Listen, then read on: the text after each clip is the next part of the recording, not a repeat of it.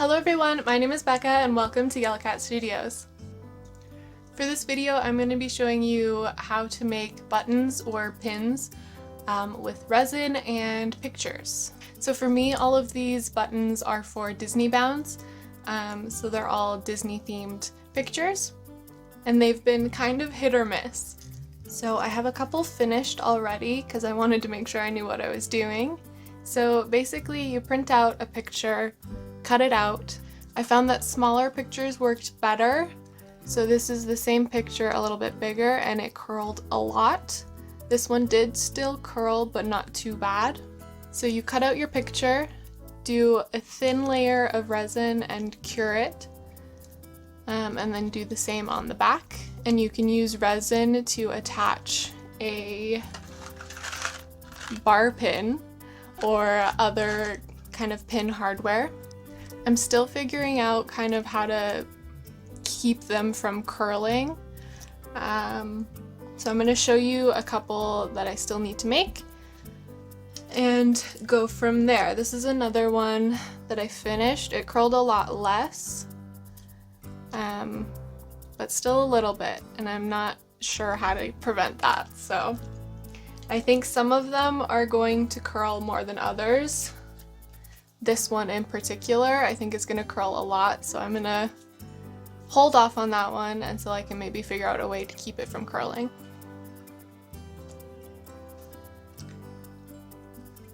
So first I'm just going to cut out more of my pictures to turn into buttons.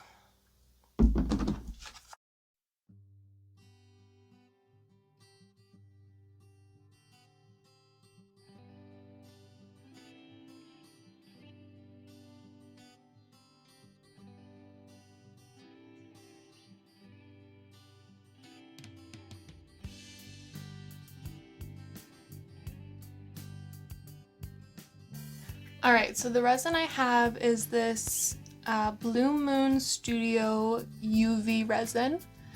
And with this you need to use a UV light to cure it. Now when you're working with resin, make sure your room is ventilated. Probably wear gloves as well. I don't have any that fit, but just make sure you're not touching the resin with your bare hands. What I need to do is prop up my pictures a little bit because I don't want the resin going off the pictures and onto my mat, because I don't want the picture to stick to my mat. So you can get things called doming trays, I think. I don't have one of those, but I'm just using little pieces of cardboard to prop up, which works fine. You could also use those perler bead molds. So what I'm going to do is put a thin layer of resin over the top of my picture. I'm going to use this little stick to help push the resin right up to the edges because I don't want a thick coat of resin because it won't cure very well, and that might make it curl a little bit more, I think. And while I have it under the UV light, I'm going to use a couple tools to kind of help keep the paper as flat as I can.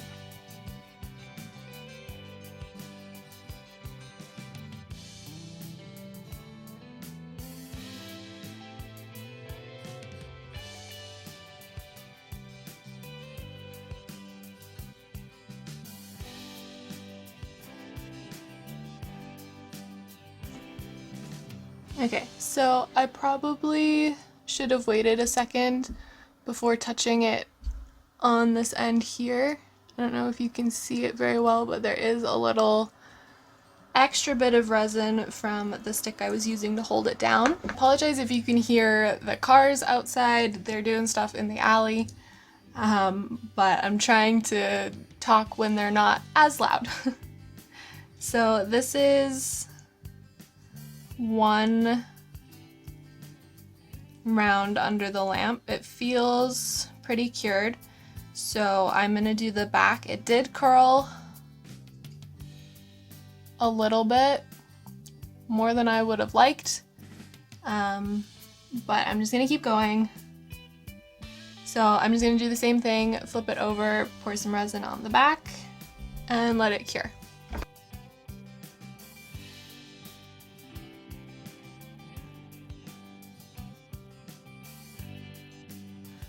Okay, so after doing the back, the picture actually flattened a little bit. I'm not entirely sure why, because I don't think any of my other ones have done that so far, but I'm not mad about it. So next I'm going to put the bar pin on. So all I'm going to do is make sure I position it right.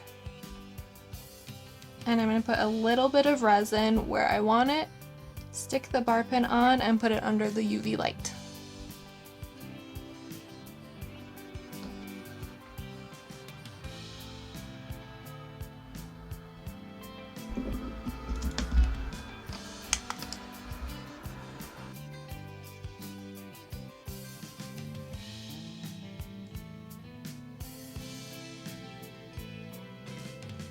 So the wings I'm going to do a little bit differently. I've left on the excess paper because I think if I cut it out completely, the wings will curl a lot. So I'm going to leave on the excess paper and just put resin on the part that I want the button to be, and hopefully that will prevent it from curling.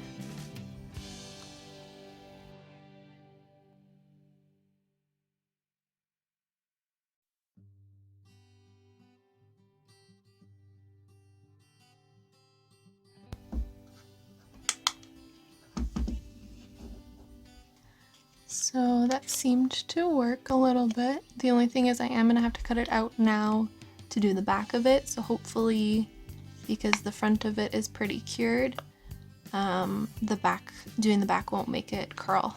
So this one actually worked out really well. Turned out super cute, very happy with that. I will say I do like to put the pins under the lamp a few times because they always feel a little bit tacky. But after a few rounds and then letting them sit for a few days, they feel fine. The other thing I don't think I mentioned was the paper I used was photo paper. It's a little bit thicker, so I thought that would help with the curling.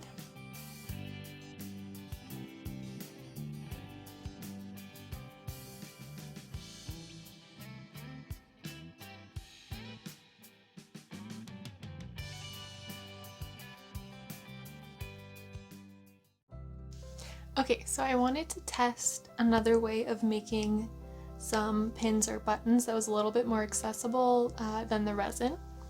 So what I've done is I've taken my pictures, cut them out, and I've done quite a few layers of Mod Podge, probably 10 or more layers on both sides, and it's still super flexible, but I'm gonna let it fully dry, and I want to test if it's almost waterproof with all of the Mod Podge on there, because if it is waterproof, I think that would work as a really quick DIY button as well. So I'm gonna let this dry and test it and come back and let you know what happens.